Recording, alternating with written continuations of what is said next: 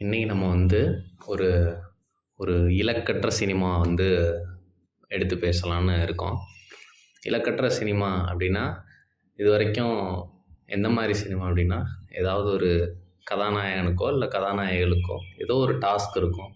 அதை கம்ப்ளீட் பண்ணுற மாதிரி, இல்லை ஏதாவது ஒரு விஷயத்தை அடையணும். இந்த மாதிரியான விஷயம் நிறைய சினிமாவில் இருக்கும். நிறைய கமர்ஷியல் சினிமாவில் அதிகபட்சமாக நம்ம பார்த்துருக்கோம். ஆனால் இது ஒரு இலக்கற்ற சினிமா. ஒரு இடத்துல தொடங்குது, அது எங்கே போய் முடியும், இதுதான் முடிவா அப்படின்ற எந்த ஒரு இலக்கும் இல்லாமல் பற்றி தான் இந்த சினிமா நமக்கு சொல்லுது. தரமணி அதை பற்றி தான் இன்றைக்கி முழு விவரமாக பார்க்க போகிறோம். தமிழ் சினிமாவில் அதிகமாக ஒரு பேசப்படாத ஒரு திரைப்படம்னு சொல்லலாம். ஆனால் சிறப்பான திரைப்படம். எந்த ஒரு ஹாலிவுட் படத்தோட அந்த ஜேனரோட கம்பேர் பண்ணாலும் இந்த படம் ஒரு நல்ல படம். அதாவது லவ் கேட்டகரியில் இந்த படத்தை நீங்கள் கம்பேர் பண்ணாலும் இது ஒரு ஹாலிவுட் லெவல்லையே கம்பேர் பண்ணலாம். ஆனால் இன்னும் நிறைய பேர் பார்க்கல அப்படின்னு நினைக்கிறது கொஞ்சம் வேதனையான விஷயம். எனக்கு இந்த படம் லவ் கேட்டகரி அப்படிங்கிறத தாண்டி இந்த படம் எப்படி இருக்குன்னா, அதோட ஸ்க்ரீன் பிளே வைஸாக ஒரு 4-5 இது பார்ட்டாக இருக்குது. அப்படி சொல்லலாம்னா, ஃபஸ்ட்டு இந்த படம் ஓப்பன் பண்ணுறது ஒரு பொலிட்டிக்கல் அண்டு ஜாக்ரஃபி அதை பற்றி ஆரம்பிக்கும். ராமோட வாய்ஸில் அந்த மழை வரணும், இந்தியா தோக்கணும்னு ப்ரே பண்ணுறதாகட்டும், ஒரு நார்த் இந்தியனை ஒரு ஆடிக்காக அடித்து போட்டு போகிறதாகட்டும். அதுக்கு போக இந்த தரமணியில் இங்கே இவ்வளோ பெரிய வீடு எப்படி வந்துச்சு, இந்த ஏரிக்கு நடுவில் எப்படி வீடு வந்துச்சுங்கிற ஒரு விஷயமாகட்டும். இதெல்லாமே ஒரு சின்னதாக ஒரு பொலிட்டிக்கலையும் அந்த ஜாக்ரஃபியையும் பற்றி பேசிட்டு போவோம். அதுக்கப்புறம் பார்த்து என்னன்னா, ஒரு ஹியூமர் இருக்கும். யாருன்னே தெரியாத ஒரு பையன், யாருன்னு தெரியாத ஒரு பொண்ணுகிட்ட ஒரு ஃப்ளட் பண்ணுற இடத்துல ஒரு ஹியூமர் இருக்கும். அவனுக்கு தம் அடிக்க தெரியலைன்னு சொல்லுவா. அந்த பண்டிகை தள்ளவா அப்படிங்கிறப்ப தள்ள விட்டீங்க, நான் சும்மா ஃபார்மாலிட்டிக்கு தான் கேட்டேங்கிறதாகட்டும். இந்த இடத்துல அந்த ஒரு கொஞ்சம் தூரத்துக்கு ஒரு ஹியூமர் இருக்கும். அந்த மாதிரியான ஒரு ஹியூமர் இருக்கும், தெரியும். அதுக்கு அடுத்த பார்ட்டில் என்னவா இருக்குன்னா, ஒரு லவ் இருக்கும். ஒரு சின்னதாக ஒரு தடை காதல் ப்ளஸ் ஒரு சின்ன ஒரு இது ரெண்டு பேருமே அக்செப்ட் பண்ணுற ஒரு லவ் இருக்கும். அதுக்கப்புறம் அந்த லவ்வோட கான்ஃப்ளிக்ட் போகும். ஸோ அதை நம்ம ஒரு லவ் பார்ட்டாக எடுத்துக்கலாம். அதுக்கப்புறம் அவனுக்கும் அந்த ஹீரோயினுக்கும் சண்டையாகி பிரிஞ்சு போனதுக்கப்புறம் அவன் ஒரு விஷயம் டாக்ஸிக்காக ஒரு விஷயங்கள் பண்ணிட்டு இருக்கான். அதில் ஒரு பாவ மன்னிப்புங்கிற ஒரு விஷயம் இருக்கும். அது கடைசி லேயர் அந்த பார்ட்டில் இருக்கும். ஸோ அப்படி பார்ட்டாக அது இருக்கும். ஆனால் ஒரு பேசிக் ஹியூமன் ரிலேஷன்ஷிப்க்கு மேலே இந்த விஷயத்தை எல்லாத்தையுமே லேயராக அடுக்கி இருப்பாப்புல.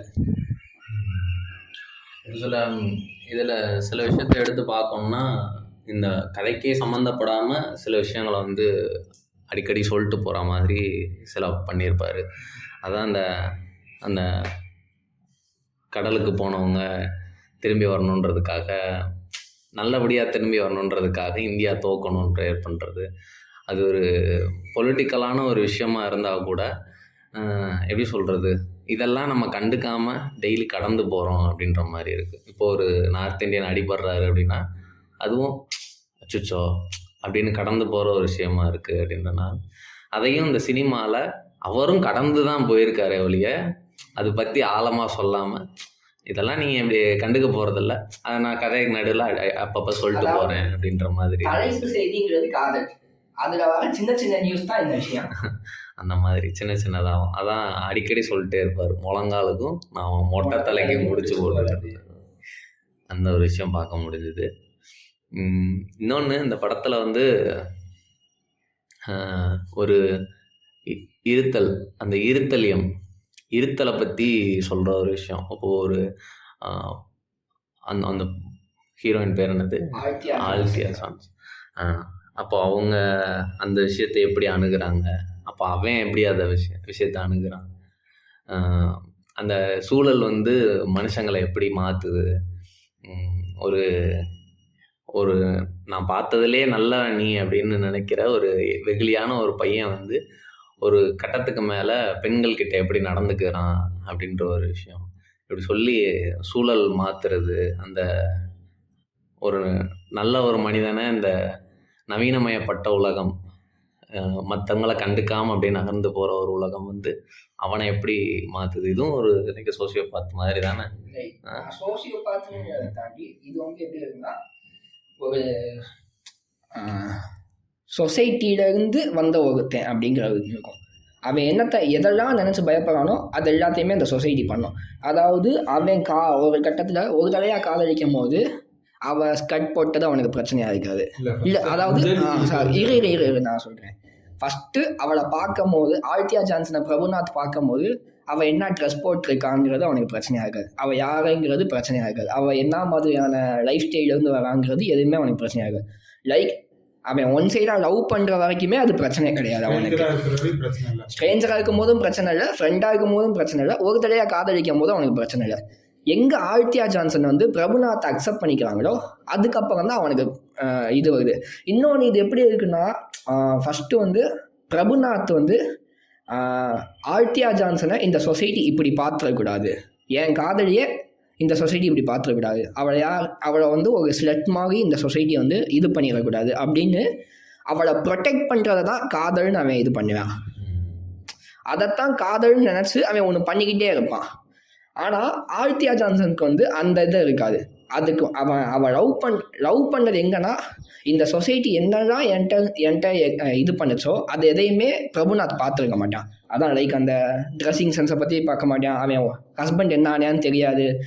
இந்த பையனை அவன் ஆல்தியா ஜான்சனோட பையனை பற்றி கேட்க மாட்டான். எதுவுமே இருக்காது. ரொம்ப பிளைனாக இருப்பான். அவனாக இருப்பான், அவளாக இருப்பாள். ரெண்டு பேருமே அந்த லவ் வந்ததுக்கப்புறம், லவ் பண்ணுறேன்னு அக்செப்ட் பண்ணதுக்கப்புறம் இந்த சொசைட்டி என்னெல்லாம் பண்ணுச்சோ அது எல்லாத்தையுமே பண்ணுவான். அதை காதல்னு நினச்சி பண்ணுவான். அவன் எதெல்லாம் நினச்சி பயந்தானோ ஆல்தியா ஜான்சனுக்கு இதெல்லாம் நடந்துடக்கூடாது அப்படின்னு சொல்லி ப்ரொடெக்ட் பண்ணுறதை காதல்னு நினச்சி ஒன்று ப்ரொடெக்ட் பண்ணிட்டே இருந்தால அதைத்தான் பிரபுநாத் போனதுக்கப்புறம் ஆல்தியா ஜான்சனுக்கு இந்த சொசைட்டி கொடுக்கும். அவனோட பாஸ் வந்து அவளை ஃப்ளட் பண்ணி இது பண்ண கூப்பிடுவான். அதுக்கு காரணம் கேட்கும் போது நீங்கள் ஸ்டைலிஷாக இருக்கீங்க, மாடர்னாக ட்ரெஸ் பண்ணுறீங்க, சிங்கிளாக இருக்கீங்க அப்படிங்கிற ஒரு விஷயத்த இது பண்ணோம். இன்னொன்று ஆங்கிலோ இந்தியன் வேறு அப்படிங்கிற மாதிரி ஒரு விஷயத்த மென்ஷன் பண்ணி சொல்லுவான். அங்கேருந்து இன்னொரு பாஸ் சொல்லுவான், அவனும் அவகிட்ட தப்பாக தான் நடந்துக்க பார்ப்பான். அப்படிங்கும் போது இங்கே இது எப்படி இருக்குன்னா, காதல்னா ப்ரொடெக்ட் பண்ணுறது தான் காதல்னு நினச்சி ஒன்று பண்ணுவான் பிரபுநாத். அது கிடையாது, காதல்ங்கிறது வேற ஒன்று. ஆனால் அவன் எதெல்லாம் நினச்சி பயந்தானோ அது எல்லாத்தையுமே ஆல்தியா ஜான்சனுக்கு இந்த சொசைட்டி கொடுக்கும். இந்த படம் வந்து என்னைய பொறுத்தவரையும் நான் பெருசாக புக்கு படிக்க மாட்டேன், ஆனால் ஒரு புக்கு படித்த ஃபீல் தான் எனக்கு கொடுக்கும்.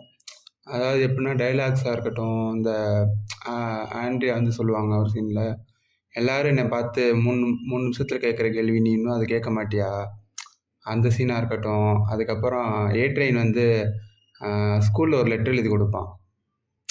எனக்கு அந்த பி வார்த்தை வரும்போதெல்லாம் என்னை விட்டு அந்த என் வீடு போகுது அப்படின்றது அந்த சீன்லாம் எனக்கு பார்க்கும்போது அது என்னமோ யாரோ பேசுகிற மாதிரி இல்லை, ஏதோ புக்கு படிக்கிற மாதிரி தான் இருந்துச்சு. அதுவாக இருக்கட்டும். அதுக்கப்புறம் அந்த ஒருத்தவங்க வீட்டுக்கு போனேன், போலீஸ்காரனோட ஒய்ஃபுக்கு, அந்த சீன்லாம் எனக்கு அப்படியே பார்க்கும்போது ஏதோ புக்கு தான் படிச்சுக்கிட்டு இருக்கோம், அந்த ஃபீல் தான் எனக்கு இருந்துச்சு, ஒரு படம் பார்க்குற ஃபீல் இல்லை. ஏட்ரியன் கேரக்டர் வந்து எனக்கு ஒரு மாதிரி ரொம்ப மெச்சூர்டாக இருந்துச்சு. அவனுக்கு எதுவுமே தெரியாதுன்னு இல்லை, எல்லாமே தெரியும். என்னென்னா அவங்க அம்மா வந்து சரக்கு அடிச்சுட்டு அந்த பாட்டில் எடுத்துகிட்டு லிஃப்ட்டில் போவான். அப்போ ஒரு பலசரக்காரர் வந்து கேட்பார், இதெல்லாம் என்ன அப்படின்னு கேட்கும்போது பாட்டில் இருக்கும். பாட்டில் பார்த்துட்டு யார் குடிச்சா அப்படின்னு கேட்கும்போது இது வந்து எங்கள் அப்பா குடிச்சாரு அப்படின்னு சொல்லுவான். அந்த மெச்சூரிட்டி அங்கே இருக்க. ரொம்ப சின்ன பையன், கிட்டத்தட்ட ஒரு செகண்ட் ஸ்டாண்டர்ட் படிக்கிற ஒரு பையனுக்கு இவ்வளோ மெச்சூர்ட்டு. அதுவாக இருக்கட்டும், அந்த லெட்டர்லேயே உங்களுக்கு அவ்வளோ மெச்சூரிட்டி தெரியும், அந்த லெட்டர் எழுதுறதா இருக்கட்டும். அதுக்கப்புறம் அந்த பையன் வந்து நான் வந்து இடையில வந்துட்டு நான் பிஎட் வேலாவா அப்பான்னு கூப்பிடவா அப்படின்றது. அங்கதான் ப்ரப்போஸை வந்து அக்செப்ட் பண்ணுவா பிரபுநாத். ஆல்தியா ஜான்சன் வந்து அக்செப்ட் பண்ணிக்கிறதே அந்த இதெல்லாம். அந்த ஏட்ரியன் கேரக்டர் வந்து அவ்வளோ மெச்சூர்டாக காமிச்சது வந்து எனக்கு ரொம்ப பிடிச்சிருந்துச்சு. மற்றபடி எல்லாமே பர்னபாஸ் கேரக்டராக இருக்கட்டும். இன்னொன்று வந்து என்னன்னா, பொதுவாக நம்ம வந்து ஒரு ஃபெமினிசம் அப்படி இப்படின்னு சொல்லி போகும்போது ஈக்குவாலிட்டின்னு ஒன்று வரும்போது மேக்சிமம் அந்த பொலிட்டிக்கலாகவே போகிற மாதிரி இருக்கும். எனக்கு உணர்வுகள், மனித உணர்வுகளுக்கு எந்த ஃபீலிங்ஸும் இல்லை, எந்த இது அதை பொருட்படுத்தாமல் மேக்ஸிமம் அந்த ஈக்குவாலிட்டியவே மையமாக வச்சு போகிற மாதிரி சில படங்கள்லாம் இருக்கும். நீ இதை பண்ணால் நான் இதை பண்ணுவேன், நான் இதை பண்ணும்போது நீயும் அதை பண்ணணும், இந்த மாதிரியான விஷயங்கள். ஆனால் இந்த படத்தில் வந்து ஆர்த்தி அர்ஜுன்ஸ் வந்து ஒரு இண்டிபெண்ட் உமன், இண்டிபெண்ட்டாக இருப்பாள். ஆனால் பிரபுநாத்தோட உணர்வுகளை புரிஞ்சுக்கிட்டே இருப்பாள். அவளுக்கு அதை புரியும். அவள் ஃப்ரெண்டு கூட சொல்லுவாள், எதுக்கு நீ இன்னும் இவனை வச்சுக்கிட்டு சுற்றிக்கிட்டு இருக்க அப்படிங்கிற மாதிரி ஒரு டாக்லாம் ஆகும் அவ்வளோ டாக்ஸிக்காக இருக்கும்போது. ஆனால் ஆர்த்தி அர்ஜுன்ஸ் வந்து இல்லை, அவன் லைஃப் ஸ்டைல் வேறு அப்படிங்கிற ஒரு இடத்துல இருப்பாள். ரிட்டர்ன் பண்ணிக்கிட்டே இருப்பா, அவனை காப்பாற்றிட்டே இருப்பா. ஏன்னா அவன் மேலே தப்பு இல்லை, நம்ம சைடு ப்ராப்ளம் இருக்குது. இந்த ஒரு சைடில் ஒரு அதே சீன் தான் நினைக்கிறேன். என்னோட மொத்த 7 வருஷத்தோட இதையும் நான் அவன் மேலே கொட்டிட்டேன், அந்த சண்டேல நான் கொட்டிட்டேன் அப்படின்றத அந்த இன்டர்வலில் அந்த சீனை அவள் சொல்லி காமிப்பா. என்னோட ஃப்ரஸ்ட்ரேஷனை ஃபுல்லாக நான் கொட்டிட்டேன், என் மேலேயும் தப்பு இருக்குது அப்படின்ற மாதிரியும் அவள் சொல்லுவாள். அதாவது படம் என்னென்னா ஒரு மாதிரி ஆண்ட்ரியா சைடும் போகாமல் வசந்த் ரவி சைடும் போகாமல், அதாவது பிரபுநந்த் பொதுவாக ரொம்ப 2 பேரோட லைஃப் ஸ்டைலும் அவள் வந்து அவனோட லைஃப் ஸ்டைலை வேறையா பார்ப்பான். அவன் லைஃப் ஸ்டைல் வேற, என்னோட லைஃப் ஸ்டைல் வேற அப்படிங்கிற ஒரு இடத்துல வந்து பார்ப்பான். அதுவும் மேஜராக அங்கே ப்ளே ஆகும் படத்தில். எந்த அளவுக்கு ஆண்ட்ரியாவும் வசந்த் ரவியும் ப்ளே பண்ணாங்களோ அந்த அளவுக்கு ஈக்குவலாக யுவனும் ப்ளே பண்ணியிருக்காப்புல. ஏன்னா அவன் படத்தில் நீங்கள் மியூசிக்கை கழிச்சிட்டிங்கன்னா படம் கொஞ்சம் இதுதான், கொஞ்சம் டப்பியாக. ஏன்னா படத்தில் மியூசிக் வந்து எனக்கு அவ்வளோ பிடிச்சிருந்துச்சு. ஒவ்வொரு தடவையும் அந்த பாட்டு வரதா இருக்கட்டும், பாட்டோட பிளேஸ்மெண்ட்டாக இருக்கட்டும், பிஜிஎம்ஸாக இருக்கட்டும், எல்லாமே அவங்களுக்கு ஒரு மற்ற படங்கள்லேருந்து இந்த படம் கொஞ்சம் தனித்துவமாக என்ன காட்டுச்சு. இவர் பர்னபாஸ் கேட்பாரு, நீ இந்த பொண்ணையை கல்யாணம் பண்ணிக்க வேண்டியதானே, ஆழ்த்தியாவை கல்யாணம் பண்ணிக்க வேண்டியதானே அப்படின்னு கேட்கும்போது, உங்களுக்கு மட்டும் ஊரில் இருந்து அப்படின்னு கேட்கும்போது பர்னபாஸ் ஒரு வார்த்தை சொல்லுவார், சென்னை பொண்ணுன்னா சென்னை பொண்ணு, இந்த பையன் படிக்க தான் ரொம்ப இதாகி போயிட்டாங்க அந்த இது. ஏன்னா நீங்கள் யாரையும் ஜட்ஜ் பண்ண முடியாது, நீங்கள் உடனே சொல்லலாம் உடனே சிட்டி பொண்ணுன்றனால ஆண்ட்ரியா அப்படி இருந்தா, அப்படி கிடையாது. யாராக இருந்தாலும் அவங்களோட கேரக்டர் தான் மேட்ரே தவிர ஊர் மேட்ரே கிடையாது. நீங்கள் அதுதான் பர்னபாஸ் சொல்லுவார், நீங்கள் என்னடா இது சென்னை பொண்ணு அப்படின்னு பிரித்து பேசுகிற, ஒன்றுனாலே பொண்ணு தான், ஒருத்தவங்களோட கேரக்டரைசேஷன் அவ்வளோதான். அப்படி பார்த்தா இவங்களுமே தப்பு பண்ண தான் செய்வாங்க, ஒரு சபலத்தை பண்ண தான் செய்வாங்க. பர்னபாஸோட அல்னபாஸும் சரி, அவங்க ஒய்ஃபும் சரி ஒரு சபலத்தில் இருக்க தான் செய்வாங்க. அதை ஒன்றும் பண்ண முடியாது. அதுதான் இந்த படத்தில் நமக்கு சொல்ல வராங்க, யாரையுமே நீங்கள் ஒரு குறிப்பிட்ட இடத்துல அடைக்க முடியாது. ஃபிலிமோகிராஃபின்னு சொல்லி ஒரு இன்ஸ்பிரேஷன்னா இந்த மூட் ஃபாலோவுக்கு ஒரு கார்டு போட்டிருந்தாங்க, அங்கேருந்து இன்ஸ்பயர் ஆகிருக்கீங்க அப்படின்னு சொல்லி போட்டிருப்பாங்க. இது வரைக்கும் ஒரு படம், அதாவது நான் பாட்காஸ்ட்டுக்கு பார்க்குறதுக்கு முன்னாடி வரைக்கும் ஒரு 12-13 வாட்டி பார்த்துருப்பேன் படத்தை தோராயமாக. எனக்கு பாட்காஸ்ட் பண்ண போகிறோன்னு சொல்லிட்டு பார்க்கும்போது இந்த சீனில் இந்த மூட் ஃபாலோவோட ஒரு இது இருக்கும். அதாவது பிரபுநாத் வந்து ஃபோன் பண்ணுவேன், ஆழ்த்தியா வந்து பிரபுநாத் இல்லாத மிஸ் பண்ணிட்டு இருப்பா. பிரபுநாத் வந்து ஃபோன் பண்ணுவேன் ஆழ்த்தியாவுக்கு, ஆழ்த்தியா ஹாப்பியாக ஃபோனை எடுத்துகிட்டு படிக்கட்டுலேருந்து இறங்கி வருவா. அவள் ஆஃபீஸ் படிக்கட்டு ஃபோனை கையில் வச்சுக்கிட்டு. அப்போ வந்து ஒரு ஸ்லோ மோஷனில் இறங்கி வர மாதிரி இருக்கும். ஆழ்த்தியா இறங்கி வருவா, ஒரு பிஜிஎம் வரும் பின்னாடி. கட் பண்ணால் பிரபுநாத் வந்து ஸ்லோவாக படிக்கட்டில் மேலே ஏறிடுவா. ரெண்டையுமே ஒரு சீனாக வச்சு ஒரு பிஜிஎம் வரும். இந்த மூட் ஃபாலோவில் ஹீரோயின் வந்து சாப்பாடு வாங்கிட்டு படிக்கட்டில் இறங்கி வருவா ஸ்லோவாக. ஹீரோ வந்து சாப்பிட்றதுக்கு மேலே ஏறி போவேன், இல்லாட்டினா ஹீரோ சாப்பிட்டு இறங்கி வருங்க, ஹீரோயின் வந்து சாப்பாடு வாங்க மேலே ஹோட்டலுக்கு மேலே படிக்கட்டில் ஏறிப்போம். அப்போ ஒரு பிஜிஎம் வரும். அது அப்படியே இந்த வாட்டி பார்க்கும்போது தான் இந்த ஆண்டா அதுக்கு இந்த மூட் ஃபாலோவுங்கிறது ஒரு இதாக அடிச்சிச்சு, அந்த இன்ஸ்பிரேஷன். அதாவது நான் ஒரு 12-13 வாட்டி பார்த்ததுக்கப்புறம் தான் அது எனக்கு தெரியுது. அது ரொம்ப எக்ஸைட்டிங்காக இருந்துச்சு அதை பார்த்தோன்னே. இப்போது இந்த படத்தை வந்து ஒரு தியரி அடிப்படையை பார்த்தோம் அப்படின்னா, ஒரு நீட்சேயோட ஒரு தியரி ஒன்று இருக்கும், கடவுளின் மரணம் அப்படின்னு சொல்லிட்டு. அது என்ன அப்படின்னா, இப்போது கடவுளின் மரணத்தில் இதில் ஒரு சின்ன ஒரு விஷயம் இது. இப்போ எப்படி நம்ம ஒரு வேலையில் இருக்கோம், வேலையில் இருந்துட்டு இந்த வேலை எனக்கு பிடிக்கல அப்படின்னு சொல்லிட்டு வேலையை விட்டு போகிறோம். வேலையை விட்டு போனதுக்கப்புறம் இப்போ நம்மக்கிட்ட ஒரு தொகை இருக்கும், அந்த தொகையை வச்சு ஏதாவது பிஸ்னஸ் பண்ணலான்னு ஒரு பிளான் வச்சுருப்போம். அப்போது அந்த வேலை பார்த்துட்டு இருக்கும்போது நமக்கு ஒரு பயம் எதுவும் இருக்காது. அப்போ பிஸ்னஸ் பண்ணலாம் அப்படின்னும்போது கொஞ்சம் கொஞ்சமாக காசு செலவாகும். பிஸ்னஸ்க்கான அடுத்த மூவ் எடுத்து வைக்கணும் அப்படின்னு சொல்லிட்டு ஒன்று பிஸ்னஸை ஸ்டார்ட் பண்ணி அதுக்கான வேலையில் இறங்கிடுவோம். இல்லை பிஸ்னஸை ஸ்டார்ட் பண்ண முடியலை அப்படின்னா அதுக்கப்புறம் நம்ம மனநிலை நம்ம ஒரு செக்யூரிட்டி இழந்துற மாதிரி இருக்கும். இதுக்கு முன்னாடி ஒரு ஜாப் இருந்துச்சு, மாதம் மாதம் நமக்கு சம்பளம் வந்துச்சு, அதை யூஸ் பண்ணி ஒரு இது பண்ணிகிட்டு இருந்தோம் அப்படின்னு சொல்லிட்டு. அப்போது இல்லாதப்போ அந்த மனநிலை எப்படி இருக்கும்? ஐயோ அப்படின்னு சொல்லிட்டு ஒரு பதற்றமான ஒரு மனநிலையில் இருக்கும்ல.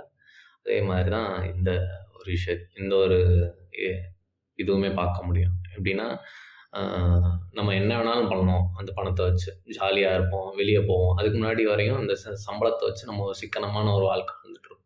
அப்போ அந்த பெரிய தொகை இருந்துச்சுன்னா ஏதாவது பண்ணுவோம், வைப்போம், வெளியே போவோம். கொஞ்சம் கொஞ்சம் காசு குறைய தான் நமக்கு அந்த பயம் வந்துகிட்டே இருக்கும்.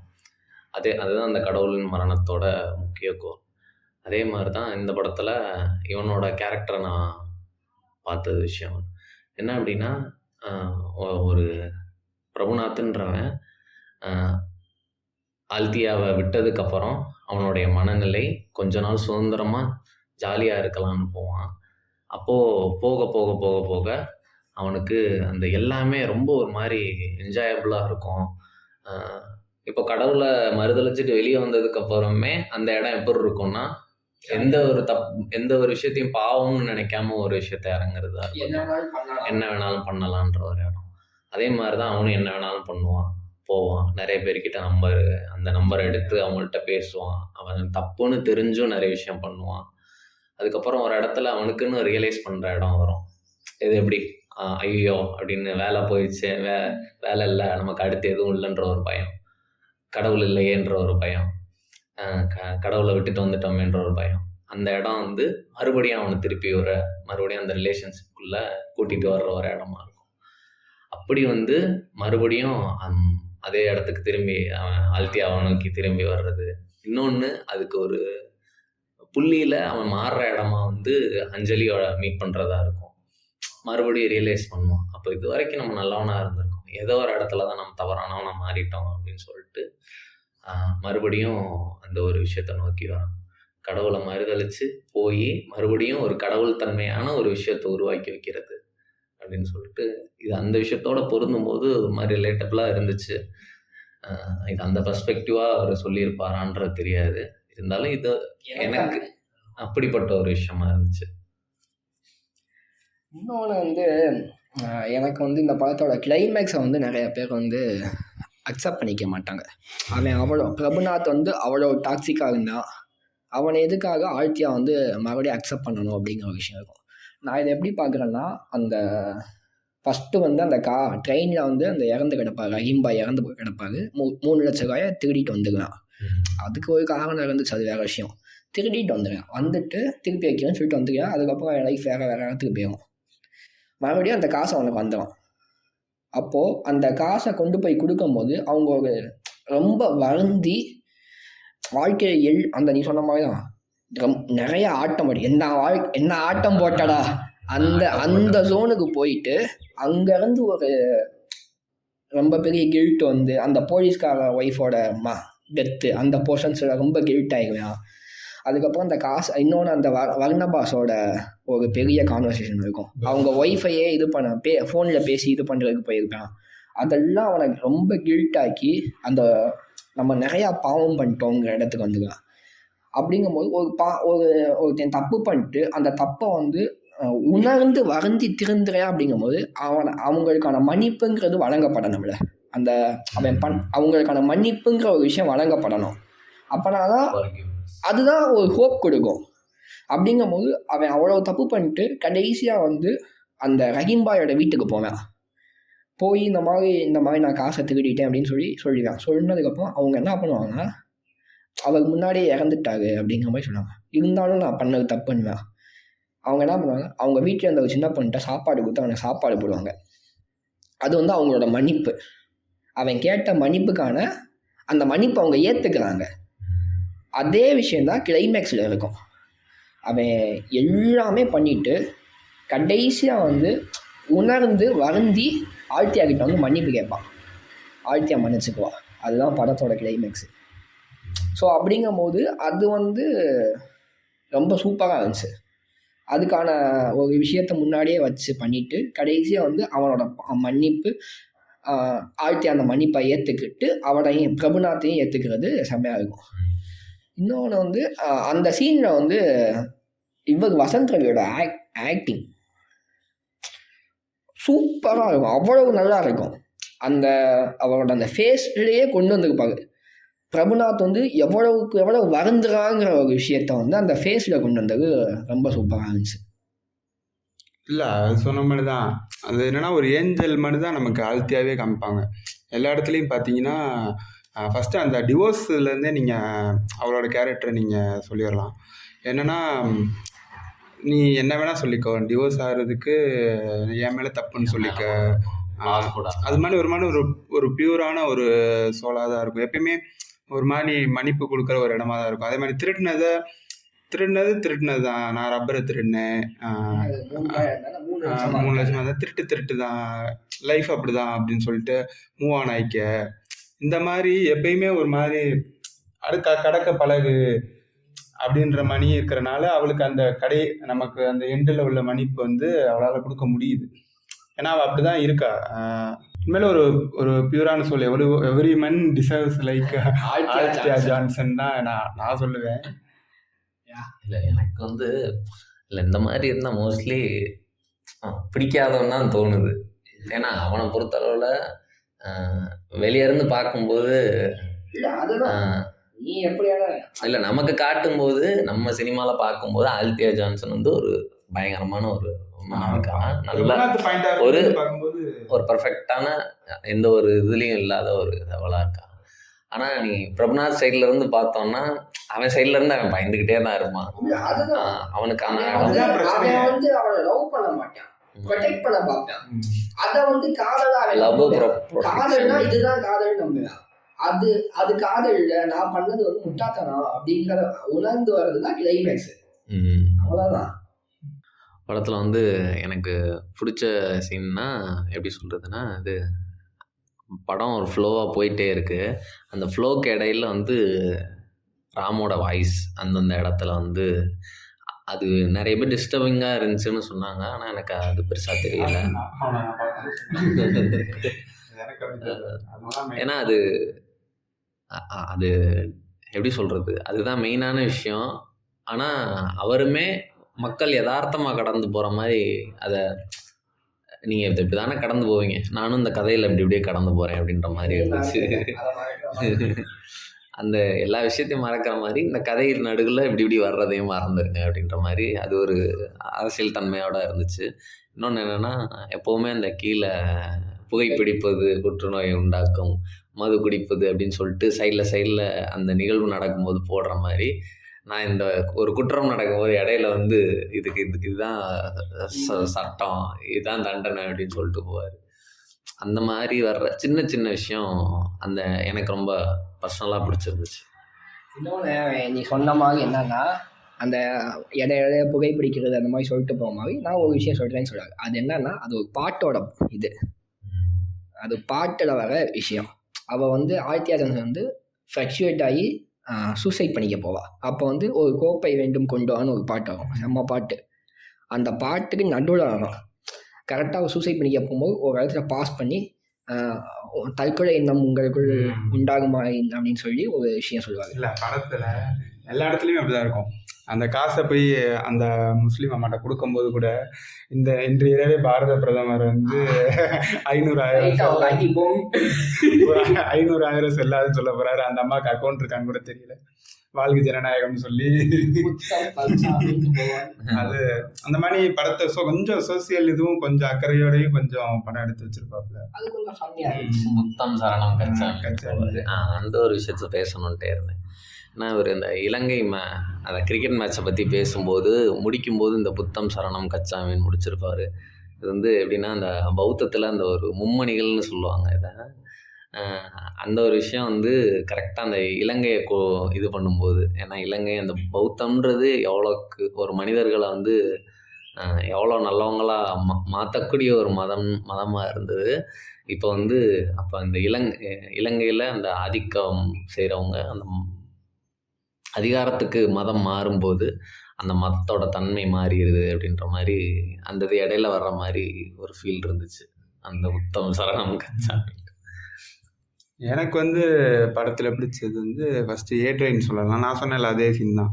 அந்த இது அது அதுக்கப்புறம் அதுக்கப்புறம் அந்த பர்த்டேக்கு வந்து வந்து லிஃப்ட்டில் வந்து பேசுவாங்க.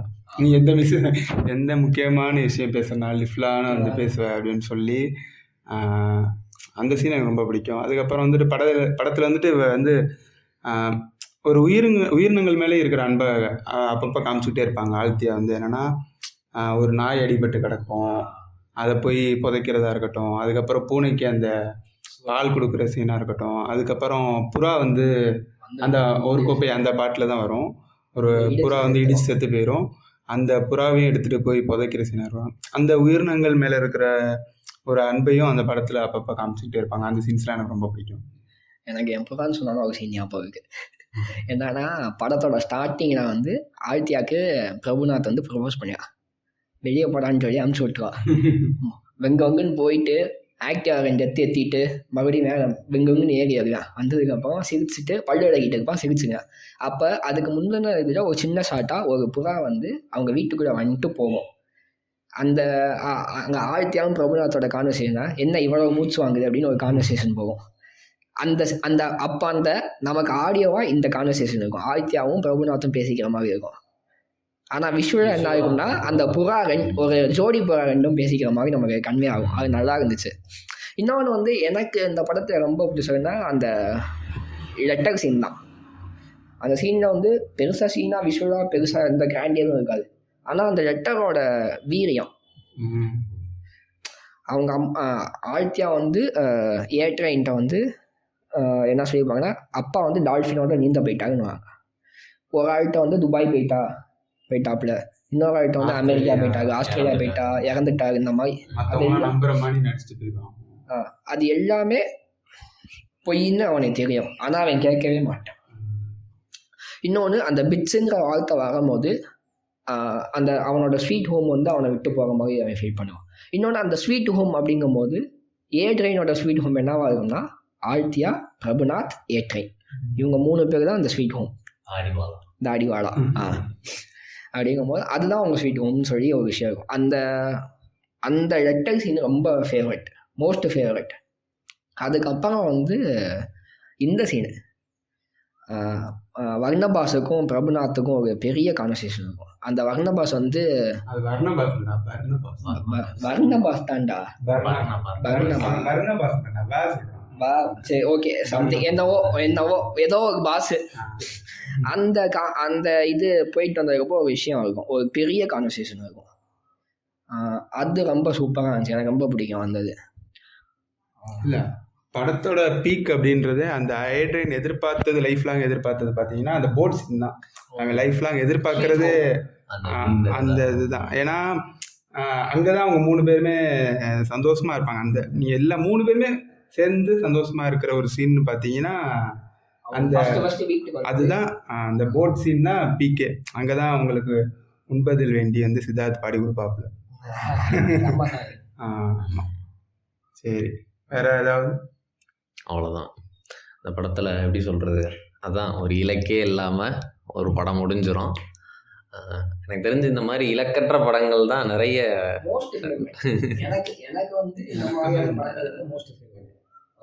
நிறைய விஷயத்த கொடுத்துட்டு போகிற மாதிரி இருக்கும். இந்தாப்பா வச்சுக்கோ, என்னடா இவ்வளோ விஷயம் தெரியாமல் இருக்கீங்களா, வச்சுக்கோ. நம்ம லைஃபோட நம்ம லைஃப் எப்படி இருக்கும், யதார்த்தமா இருக்குல்ல, அங்கங்க ஒரு சின்ன ஏதோ ஒரு மாசத்துக்கு ஒரு ஹை மூமெண்ட் ஆகிற மாதிரி இந்த மாதிரியான படங்களா இருக்கும். ஒரு கருத்தை சொல்லாம அப்படி கொடுக்குறேன், அதுல உனக்கு புரிஞ்சதை எடுத்து வச்சுக்கோ அப்படின்ற மாதிரி.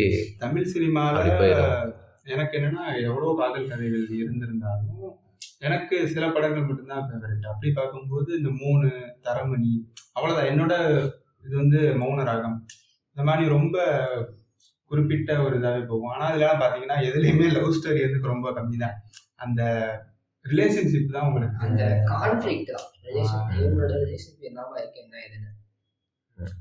ஓகே, நான் ஒன்று சொல்லி முடிச்சிடறேன். இதில் என்னன்னா இப்போ இன்னைக்கு வந்து தேதி வந்து 9th மே. இப்போ தரமணியை பற்றி ஒரு விஷயம் பேசுகிறோம்.